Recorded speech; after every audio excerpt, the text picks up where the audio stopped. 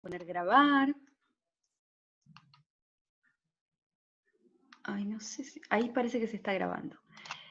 Y voy a tratar de elegir acá. Bien. ¿Ustedes me avisan si pueden ver? A ver, esto tendría que cerrar. Se ve y estoy grabando. Perfecto, estamos bárbaro entonces. Bien, yo lo voy a dejar ahí. Entonces, empezamos hoy con la unidad 2 de nuestra materia, que es nutrición deportiva en la Tecnicatura en Entrenamiento Deportivo. Y la clase de hoy tenemos que ver energía y el primer nutriente, que es un macronutriente, hidratos de carbono. Esta clase es más bien orientativa, pero para indagar un poco más en hidratos de carbono sobre todo, ya les compartí el capítulo 5 del libro de Laura López, donde ella detalla un poquito más en profundidad el tema de hidratos de carbono. Igual yo les voy a ir remarcando de ese capítulo qué es lo que tienen que retener y de por ahí profundizar. Empecemos con la parte de energía.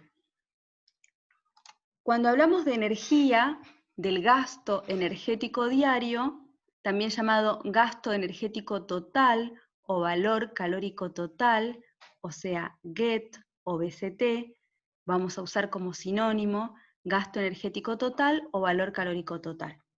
Cuando hablamos de esto, estamos hablando de el gasto de energía que emplea una persona en todo el día.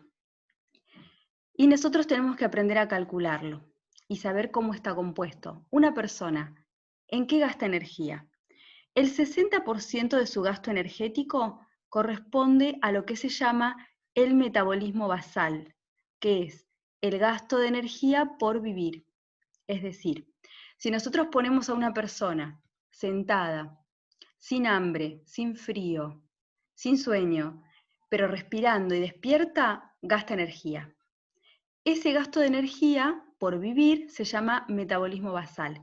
Es el gasto que el cuerpo requiere para que las células funcionen, para que se produzcan el intercambio de gases, para que lata el corazón. Entonces, el metabolismo basal es el mayor gasto del gasto energético total. Y también una persona gasta energía en el trabajo muscular, que por lo general ronda alrededor del 30%. Este trabajo muscular, cuando nosotros hagamos el cálculo, se va a ver reflejado como factor de actividad, porque todas las personas no gastan lo mismo en trabajo muscular. Hay personas que son más bien sedentarias y otras que son más bien activas y a otras muy activas, entonces ese 30% va a ir variando.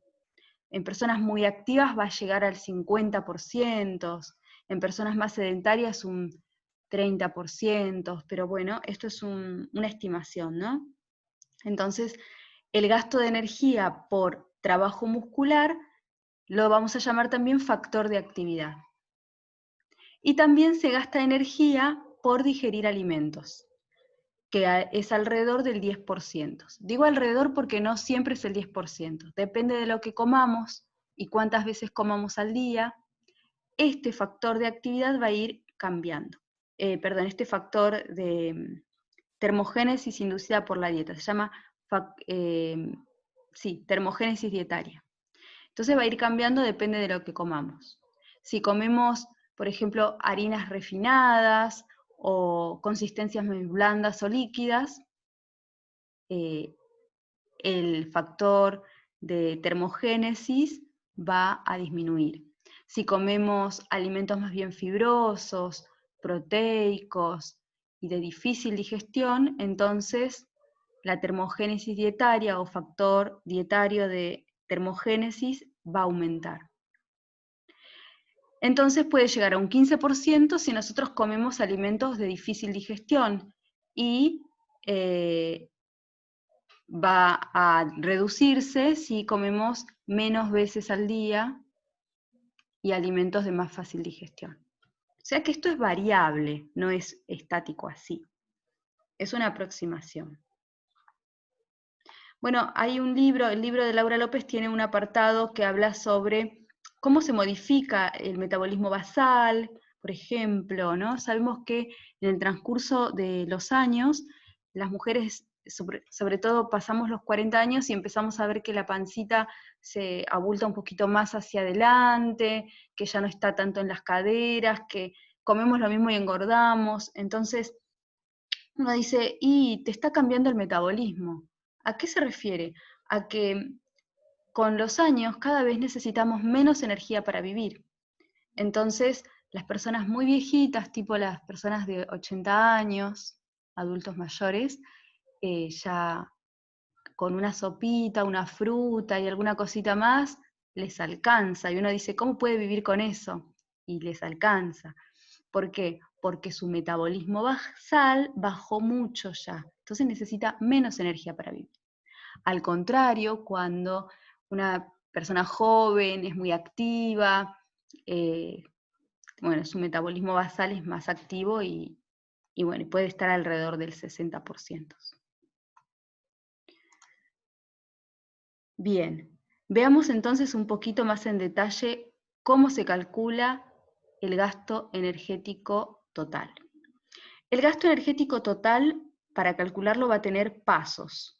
Y yo quiero darles como una vista más bien panorámica y después vamos a ir viendo cada uno de esos. A ver aquí. ¿Cómo calcular el valor calórico total? También llamado requerimiento energético diario o gasto energético total. Tiene como varias formas de llamarse, ¿no? El primer paso es determinar el metabolismo basal para cada uno o una. Entonces, sería interesante que cada uno de ustedes, cada una, intente calcular y logre calcular su valor calórico total. Entonces, pensando, si yo me tengo que hacer mi cálculo, ¿qué voy a necesitar? Vas a necesitar primero calcular tu metabolismo basal. ¿Y esto cómo lo calculo? Lo calculamos a través de fórmulas. ¿Sí? Entonces, vamos a ver cómo se calcula el metabolismo basal. Una vez que tengamos esto, vamos a sumarle el gasto energético por movimiento muscular y luego vamos a sumarle el gasto energético por digestión de alimentos. Y haciendo todos estos pasos vamos a tener el cálculo de la energía para un día para ustedes. Entonces, avancemos con el cálculo del metabolismo basal. El metabolismo basal se calcula por fórmulas. Hay varios que han postulado distintas fórmulas. Está la fórmula que presentó este señor Kleiber, está la de Harris Benedict, está la de Mifflin, también hay una que se llama de la OMS, del agua doblemente marcada. Hay muchas fórmulas para calcularlo. Yo les invito entonces a mirar esta fórmula de Harris Benedict, que me parece que es la más popular. También yo suelo usar la de Mifflin. La verdad es que uso Harris Benedict o Mifflin, indistintamente. Entonces, uno elige por sexo biológico cuál fórmula va a aplicar. Sos hombre, aplicás esta. Sos mujer, aplicás esta. Siempre sexo biológico, ¿sí? Aclaro esto porque quizás hay personas que eligen otros géneros, pero para calcular el requerimiento energético se usa el sexo biológico. Entonces, supongamos yo soy mujer. Voy a empezar poniendo 655 más, abro paréntesis, 9,7 por, y acá voy a poner mi peso en kilogramos. Yo estoy pesando 56 kilogramos. Pongo 56, cierro paréntesis más, 1,8 por, y acá pongo mi altura. Ojo, acá la altura es en centímetros, no es en metros. Entonces pongo 1,60 m, 160 centímetros iría. Menos 4,7 por la edad. ¿Sí? Yo tengo 37 años, pongo 37. Y cierro. Y resuelvo. Resolver ecuaciones básicas, ¿no?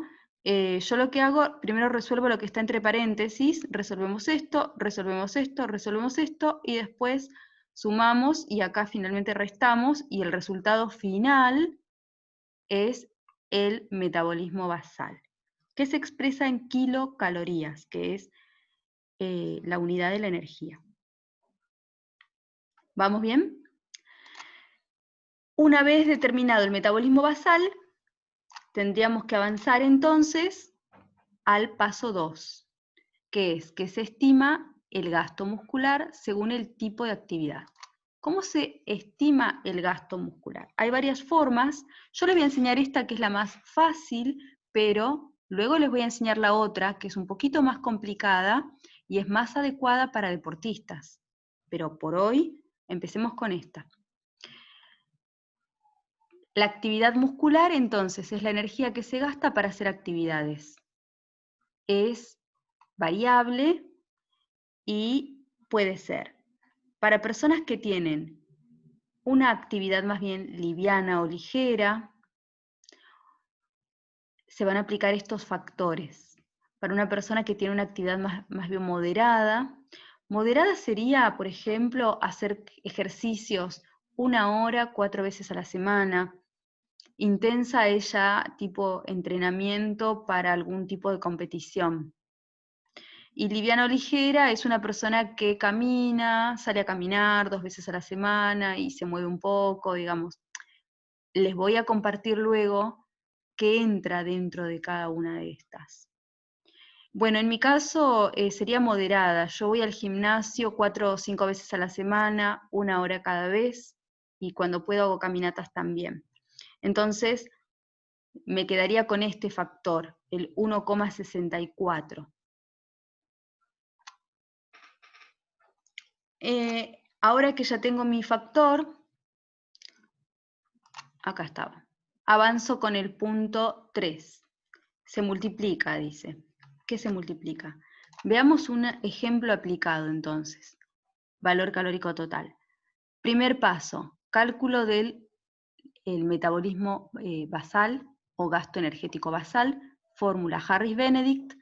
Aquí se aplica la fórmula. Fíjense, la talla está en centímetros. Dio, en este caso, este resultado. Se trata de, a ver, ¿es hombre o mujer? Dice 66. Harris-Benedict está haciendo la fórmula de un hombre. Acá. Entonces, es el ejemplo de un hombre que pesa 63,2 kilogramos, 174 centímetros de altura y tiene 32 años. Se hace todo el cálculo y da 1584,24 kilocalorías, que están acá, la unidad. Bien, este hombre tiene una actividad, acá dice del 30%. Entonces, lo que está haciendo acá en la fórmula es hacer el 30% de esto. El 30% de esto es una regla de 3 simples de porcentaje, da este resultado. Después acá dice factor de injuria, factor de represión, esto no lo vamos a ver porque esto es para cuando la gente está enferma y necesita un extra de energía para recuperarse. Y luego está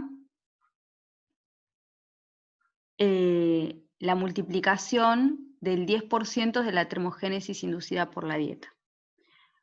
A ver, siguiendo acá con el efecto térmico de los alimentos. Es el gasto energético por incorporar nutrientes al cuerpo. Entonces, todo esto que implica comer, masticar, digerir, absorber y guardar nutrientes, genera un gasto de energía. Ese gasto de energía, como les decía, puede variar, pero aproximadamente es un 10%. ¿Cómo hacemos? Lo que hacemos es calcular, una vez que hicimos la multiplicación del metabolismo basal por el gasto muscular, a ese resultado le calculamos el 10%. Y ese 10% lo sumamos, y ahí obtenemos la energía total. Voy de nuevo. Supongamos un ejemplo en el que el cálculo del metabolismo basal me dio 1680 kilocalorías. ¿Sí? Apliqué Harris-Benedict, me dio esto. Hago la estimación del gasto energético muscular, supongamos que es un 55%, 1,55 sería el factor. Ese factor, les recuerdo, lo estaría sacando de acá, de una actividad ligera a una mujer, esto es otro ejemplo, ¿no? Multiplico y me da 2.604 kilocalorías. A este 2.604 le calculo el 10%. Les cuento que el 10% siempre son los 3 primeros números. Entonces son 200, o sea, se corre, se pone una coma acá. Fíjense, esto es el 10%. El 10% de 2.604 es 260,4. Y ahora sumo 2.604 más 260,4 y me da 2.864,4. Y esto lo redondeo. El redondeo va a ser de 50 kilocalorías para arriba o 50 kilocalorías para abajo. ¿Qué dice? ¿Que se me está terminando el tiempo ya? ¡Ah! Oh. Bueno, ahí. Y ahí redondeo, ¿sí? Redondeo para abajo porque está más cerca de 2.850. Bien. Acá en el ejemplo, también fíjense que redondeé. De 2.787,77 quedó en 2.800 kilocalorías, queda redondito. ¿Bien? Esos son los pasos para el cálculo de la energía. Espero que haya sido clara. Sé que en un principio como que uno ve fórmulas y se asusta un poco, pero a ver, voy a dejar de compartir pantalla. Ahí está. Uy. Bueno, hasta ahí vamos bien. Creo que se va a cortar, puede ser. No, decía otra cosa, pero no que se estuviera por No, acabar profe. No se va a cortar, dicen. No Bueno, se va a seguimos. cortar porque es la primera vez que usted hace y la primera vez siempre le da tiempo ilimitado. Ay, genial, buenísimo. Bueno, entonces podemos seguimos. estar 3 días. La próxima clase sí se va a cortar. La próxima clase sí. Bueno, entonces seguimos. Hasta ahí. Yo entonces les doy de tarea que ustedes ya tienen la presentación PowerPoint, ustedes la tienen por la página del instituto. Entonces les doy de tarea que calculen su valor calórico total diario, ¿sí? Con la presentación PowerPoint ya lo pueden hacer. Y que me lo manden por WhatsApp, apellido, nombre y su valor, a ver si lo lograron hacer, ¿sí? Sí, lo tienen que lograr hacer. Si hay alguna dificultad me van preguntando. Eso va a quedar de tarea. Y ahora vamos a avanzar con carbohidratos. Aquí. Es lo básico, son 4, 1, 2, 5 PowerPoints, o sea, 5 filminas. Los hidratos de carbono son macronutrientes. Nosotros habíamos dicho en la clase pasada que los nutrientes se dividen en macronutrientes y micronutrientes. Los macros son hidratos de carbono, proteínas y grasas, y son los que aportan energía, calorías. Y los micronutrientes son vitaminas, minerales y oligoelementos, y estos no aportan calorías. Hoy vamos a ver el primero, que es hidratos de carbono. También llamados glúcidos o azúcares, se clasifican en simples y complejos. ¿Sí? Sería bueno por ahí que vayan haciendo como una red conceptual en el que esté hidratos de carbono, flechita, simples, hacia abajo, complejos. Los hidratos de carbono simples a la vez se subdividen en monosacáridos y disacáridos. O sea, estamos hablando de los azúcares más simples que tenemos en los alimentos. Los monosacáridos se llaman glucosa, galactosa y fructosa. Y los disacáridos es la unión de dos monosacáridos.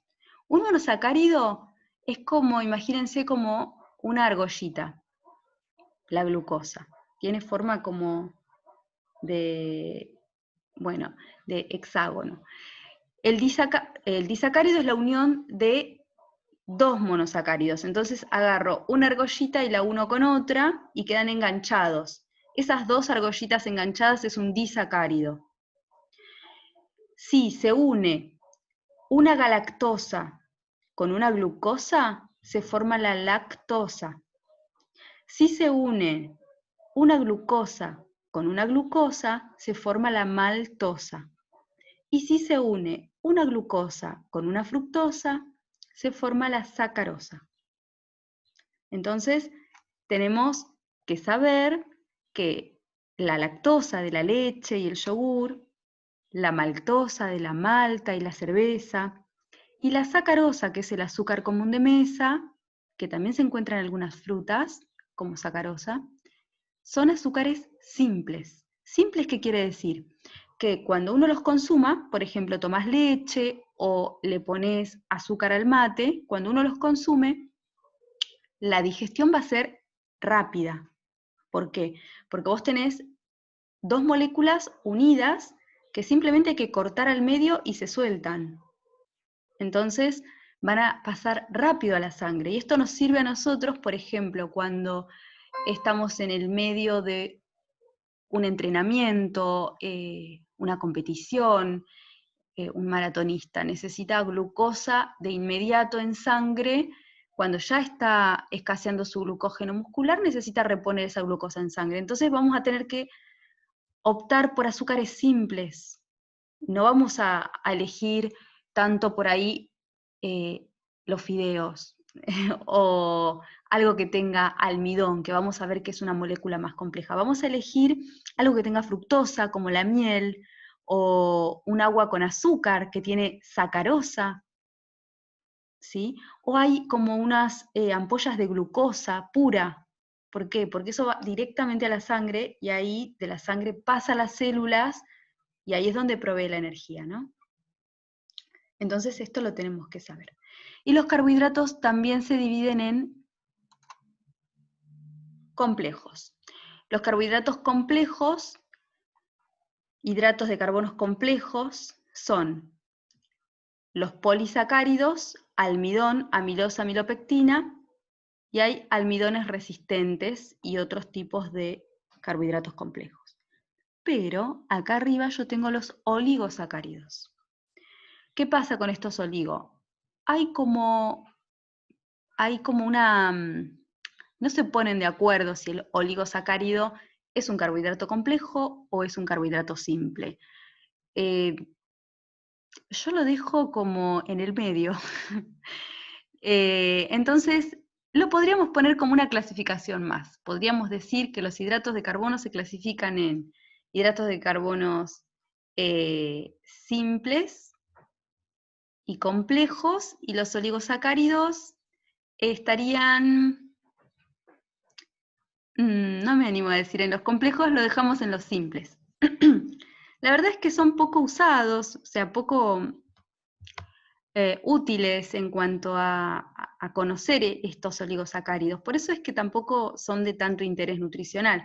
La rafinosa y la estequiosa, que son oligosacáridos que se encuentran en la papa, en la batata y en algunas legumbres, son los responsables de que se te hinche la panza cuando comes lentejas, porotos, garbanzos, arvejas o papa. Son compuestos que al intestino le cuesta romper, entonces llega al colon y ahí las bacterias forman como un fermento y se te hincha la panza. Rafinosa y estequiosa. Y también ayudan un poco ahí a los diabéticos a que no sea tan rápida la absorción de carbohidratos. La verbascosa y las dextrinas se encuentran en los alimentos. Las dextrinas son, a ver si me explico. Yo recién decía que los disacáridos son uniones como de 2 argollitas. Cuando yo sumo 9 argollitas juntas y empiezo como a cortarlas, y de pronto me quedan 3 por un lado, 2 por el otro y algunas sueltas.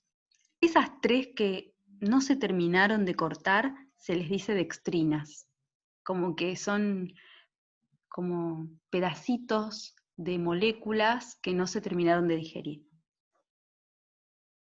Bueno, no tiene tanta importancia nutricional, el oligosacárido es como un punto intermedio entre los simples y los complejos. Los complejos sí tienen importancia nutricional y es el llamado almidón. El almidón puede estar en dos formas moleculares, amilosa y amilopectina. No importa, para nosotros la verdad es que no nos va a importar si es amilosa o amilopectina, sí nos va a importar qué alimentos tienen almidón. ¿Y qué pasa con el almidón? ¿Qué es el almidón? El almidón es un carbohidrato complejo, que quiere decir que puede tener de esas argollitas 100 unidas, de 20 a 100. Entonces, es una molécula grande. ¿Formada por qué? Formada por glucosa.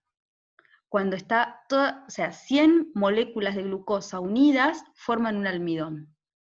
Y este almidón se encuentra en cereales. Es lo que la gente le dice las harinas y todo lo que contiene, ¿no? Me refiero al pan, a las galletas, al trigo, la avena, cebada, centeno, arroz, maíz y todos sus derivados. Todo eso tiene almidón, más la papa, la batata, el choclo, la mandioca y algunas legumbres también. Legumbres como lentejas, porotos, garbanzos, arvejas también tienen un poco de oligosacáridos, como dije recién, y tienen más cantidad de almidón. Entonces el almidón está por todos lados. Y lo que tiene es que acumula mucha energía. Entonces, por esto es que los deportistas, una hora antes de competir o de salir a entrenar, se comen un plato de fideos, porque los fideos vienen del trigo y el trigo tiene almidón. ¿Cuánto almidón tienen los fideos? Y un 60%. De 100, el 60 es almidón. El almidón de maíz puro, puro, es la maicena. Eso es 100% almidón. El alfajor de maicena es casi 100% almidón. Tiene un poco de grasa, un poco de azúcar, y son bombas de energía. El tema es que este almidón no pasa tan rápido a la sangre. Al ser una molécula de 100 o más unidades de glucosa, necesita un tiempo de digestión donde la enzima, la amilasa, va cortando. Y en ese tiempo que va cortando las uniones, y bueno, se lleva su tiempo, entonces uno por ahí comió y no está inmediatamente el resultado en la energía. Por eso hay que comer una hora antes del ejercicio el alimento rico y concentrado en almidón. Las funciones de los hidratos de carbono entonces son energéticas, también estructurales porque forman parte de la membrana de las células, ahorro de proteínas porque si no comemos carbohidratos, el cuerpo, para poder sostener la glucosa de la sangre, agarra las proteínas musculares, las degrada y las transforma en glucosa. Ese proceso se llama neoglucogénesis.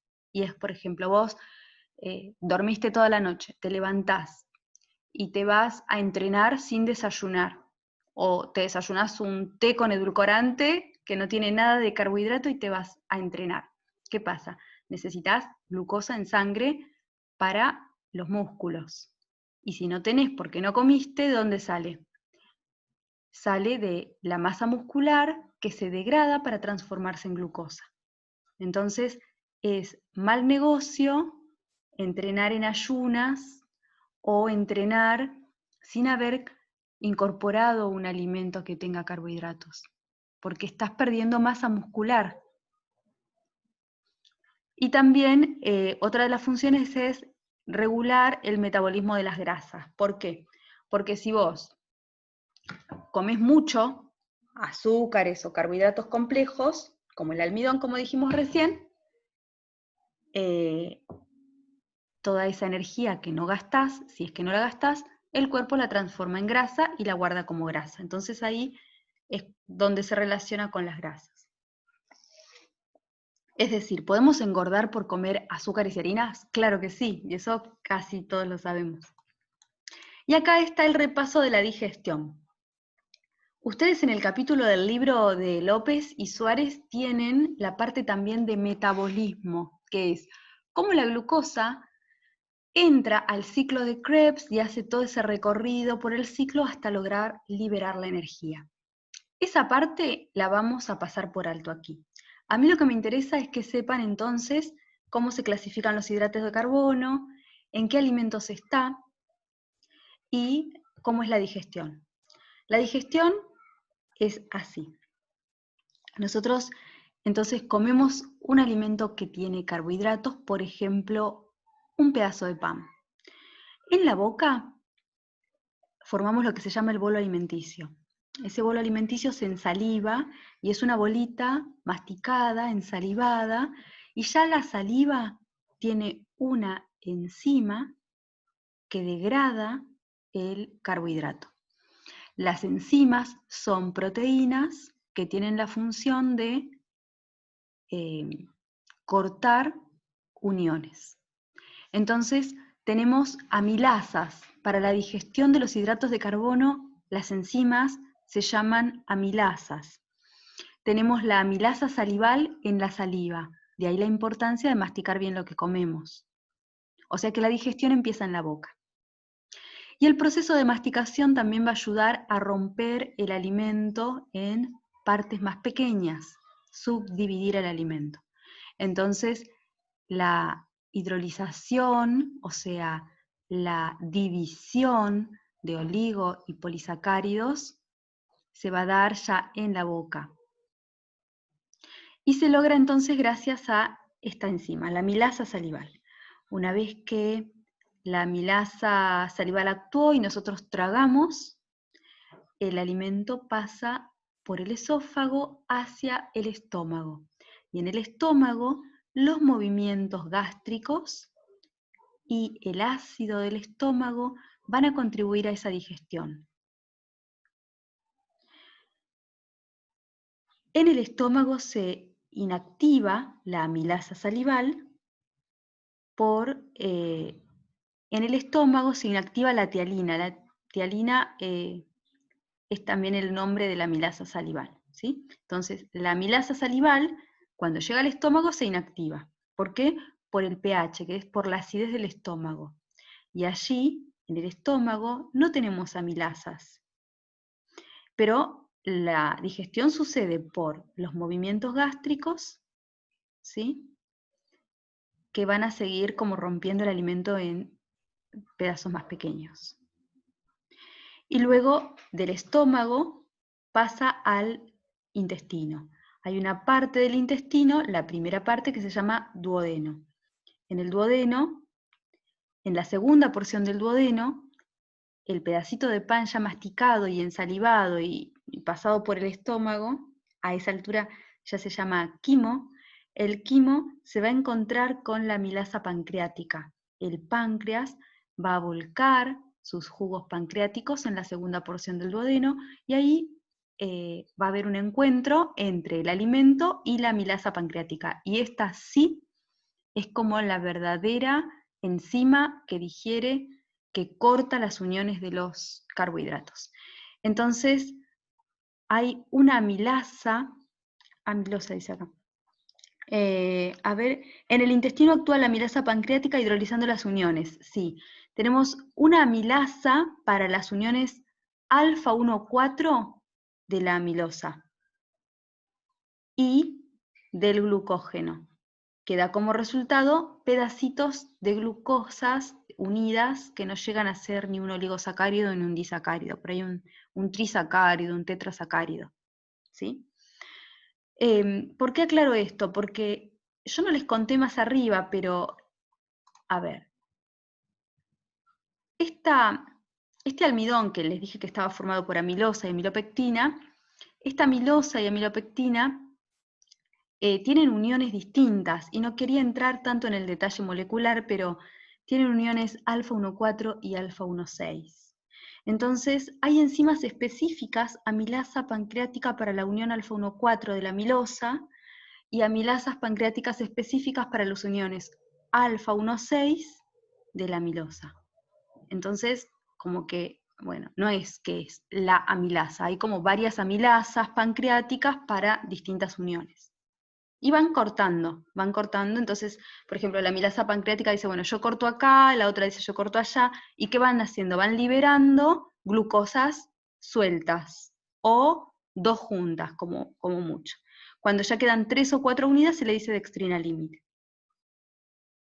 La isomaltasa hidroliza las uniones alfa 1,6 de las dextrinas límites dando maltosa. Las isomaltasas, entonces, es una amilasa pancreática que se llama isomaltasa que rompe esta unión de las alfa 1,6, de esas dextrinas, de esos pedacitos que quedaron por ahí dando vueltas. Y da como resultado la maltosa. Bueno, parece como un juego de palabras, pero básicamente, ¿cómo se digiere un carbohidrato? Tenemos amilasa salival, amilasas pancreáticas y isomaltasas. Y disacaridasas. Las disacaridasas son, por ejemplo, vos te comes una fruta que tiene fructosa, ahí no va a actuar ninguna amilasa. ¿Qué va a actuar? Ahí va a actuar una disacaridasa, que es la que va a romper la unión entre en este caso, la sacarosa, que tiene o sea, la fruta tiene fructosa por un lado y sacarosa, ¿no? La fructosa ya está libre, y la sacarosa está unida por fructosa y glucosa, dijimos. Entonces, la disacaridasa, que se llama sacarasa, va a romper la unión entre la glucosa y la fructosa. Es así como un juego de palabras, pero por eso es que hay que saber bien cómo se clasifican los carbohidratos. Y después las enzimas toman los nombres de los mismos carbohidratos. Fíjense, el almidón se degrada por la amilasa, los disacáridos por las disacaridasas. Acá hay un ejemplo, entonces, qué es lo que pasa luego, una vez que ya toda esta batería de enzimas actuó sobre el alimento con carbohidratos, hay glucosas sueltas, ¿sí? Esta es una imagen que representa como si esto fuera el interior del intestino, ¿no? Y todas las glucosas sueltas ahí, y esto fuera el interior, una membrana, ¿no? Una membrana de una célula. Entonces viene la glucosa, se apoya acá, y este receptor, que es el GLUT4, lo lleva hacia adentro de la célula. Este es el transporte pasivo facilitado por una proteína. La molécula de glucosa pasa de un lado a otro de las células a través de un transporte facilitado sin gasto de energía.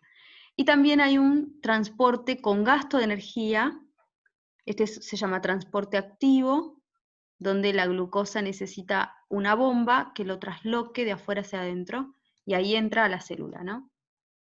Entonces, es como cuando nosotros decimos la absorción de nutrientes, ¿a qué nos estamos refiriendo? La absorción es cuando las células incorporan el nutriente hacia adentro de ellas. ¿Y cómo lo hacen? Bueno, hay 2 maneras para los carbohidratos. Una es lo que se llama por transporte pasivo y otra es por transporte activo, a través aquí de una proteína transportadora y aquí a través de una bomba con gasto de energía. ¿Bien? Bueno, hasta acá entonces. ¿Alguna pregunta, consulta? Yo estaba viendo que me estaban haciendo preguntas por el chat. A ver, no lo llegué a ver. Bueno, avisan que se va a trabajar. Está mareada, dice alguien por ahí. Bueno, avisaban que se retiraban. ¿Alguna consulta, duda? Yo detengo ahora la grabación acá y me quedo un ratito más por si quedan dudas.